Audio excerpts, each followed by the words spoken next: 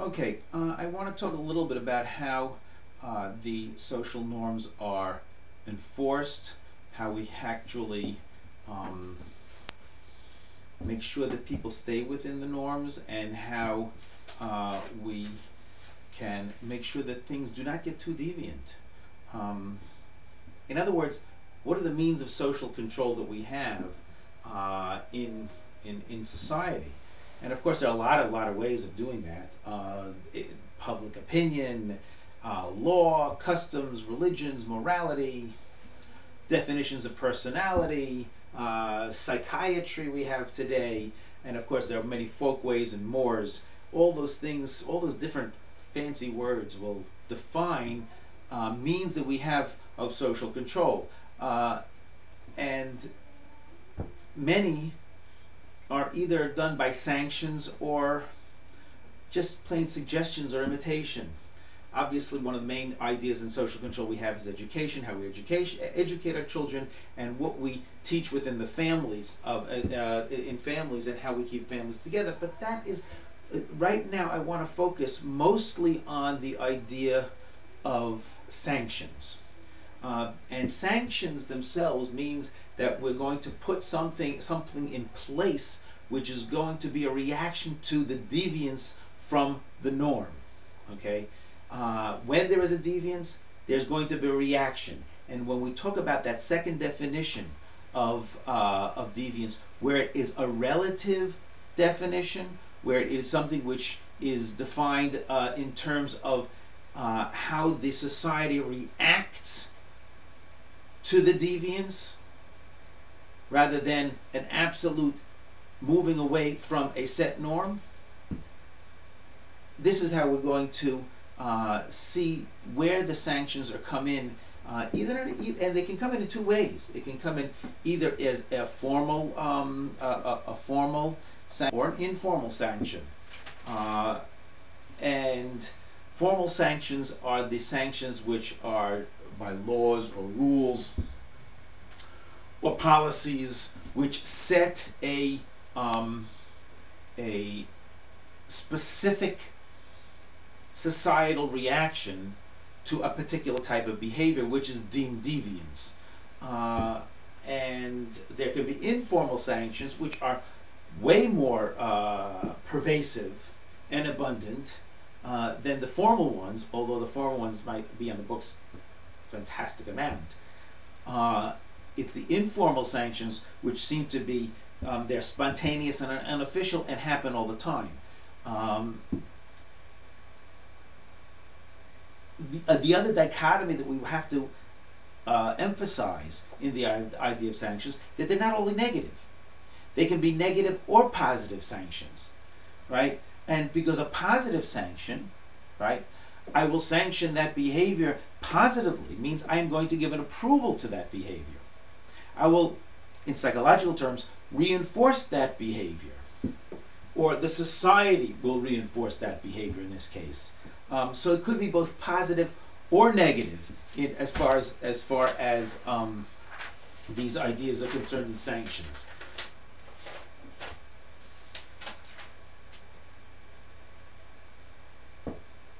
And so if we're going to, for instance, there's a huge amount of sanctioning going on in the informal realm of schools, high schools, peers, where approved behavior might be very, very different from what the school is trying to promote, or the sanctioned behavior, the approved behavior can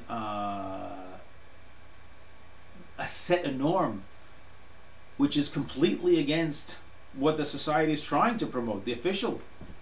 And you see this with how deviant behavior can become a norm and not deviant within that sub-society.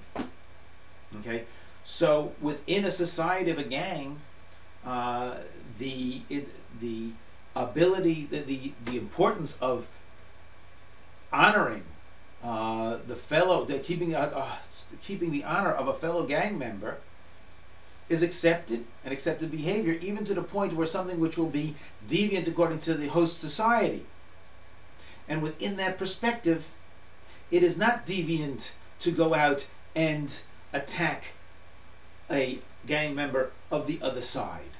Although within the host society, it is greatly deviant and even punishable by a jail sentence. Other ways of controlling behavior, which become more and more important actually, is let's talk about censorship and surveillance. Okay, now censorship and surveillance have been around for a long time. Censorship is generally a government or officially organized behavior where the communications are, there's somebody who is officially designated as a censor, officially designated as somebody who could watch the communications and decide what is accepted and not accepted. This has been going on for years, certainly in the publishing industry, and there are societies where censorship is much higher than in other societies. We know that there's a great amount of censorship in communist China for the internet. And this is a question which has been going on a long time. Should there be censorship of the internet? And in certain societies it's much higher.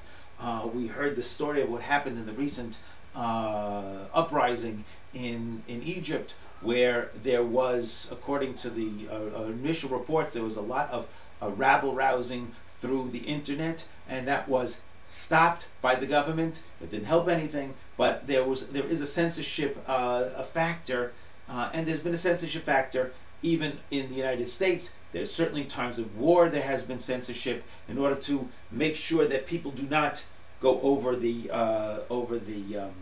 boundaries which are accepted by society or by the government. The idea of censorship as far as certain morality levels has always been around. We have in the schools, we have ideas of censorship in order to keep things within a very specific boundary. There's another thing which is becoming more and more pervasive and more a question in society, and that's the idea of surveillance. And surveillance means that you are being watched. Now, obviously, this is not new. In Soviet Russia, there was always surveillance, and people actually were afraid to talk in public because they knew that there was somebody always watching. Surveillance means there's a particular, you're being watched by an agent of some sort.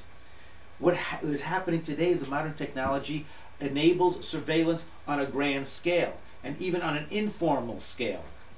So much to the point that surveillance, even the government themselves can be have the effect of surveillance, and this is well known.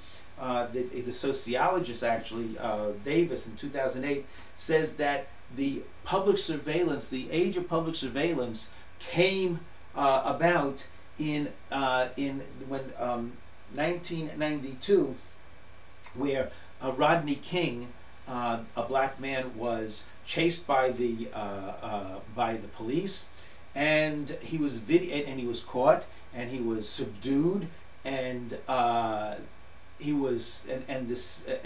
the acts of the police in their attempts to subdue him was on videotaped by a passerby, and this put the police on trial.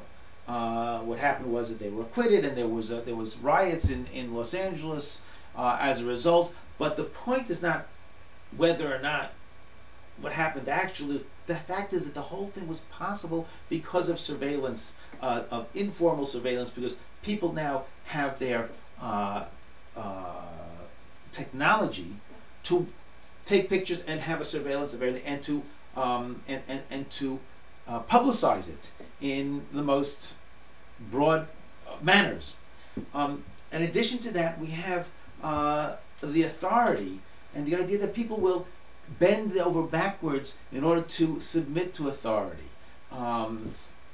The Stanley Milgram, famous Stanley Milgram experiments, where what he did was he took, this could not be done nowadays for ethical reasons, but Stanley Milgram was interested in why people would listen to authority in Nazi Germany, for instance, and what he did was he took normal, regular people, put them by a machine in a university with a technician with a white lab coat, and said, listen, we're doing a experiment on learning, and the learner is sitting over there behind and other things, and every time he gets the wrong answer, you have to give him a shock, an electric shock.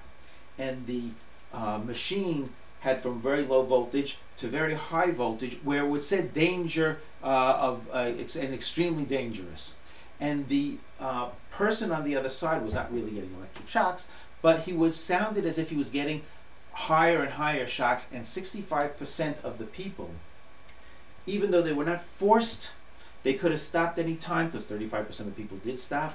65% of people would go on giving shocks because they were in an environment where they were told by an authority, who did not have real authority over him, to give shocks past the point where a person was screaming or sounded like he was writhing in pain, or even became silent after a higher and higher shock. And they kept on going simply because the man in the white coat said, go on, we have to continue with the experiment.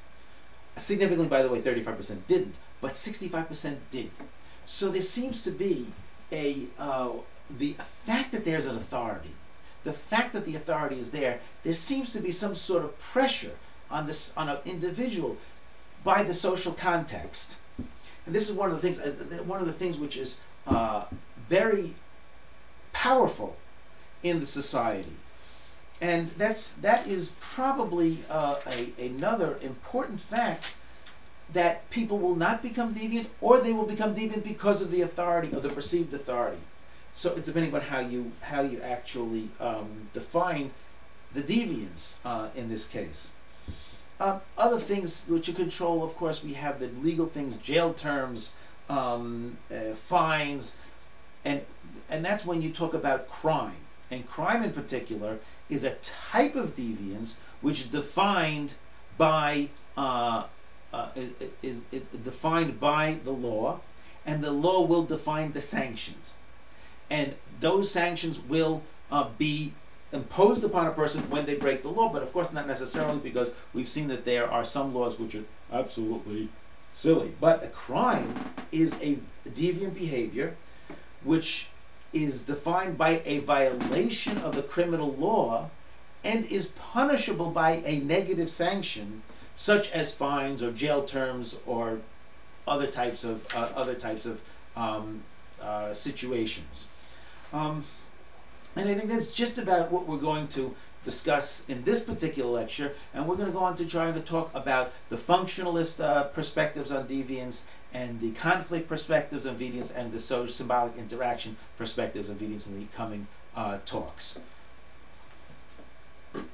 And I think that'll be enough for right now.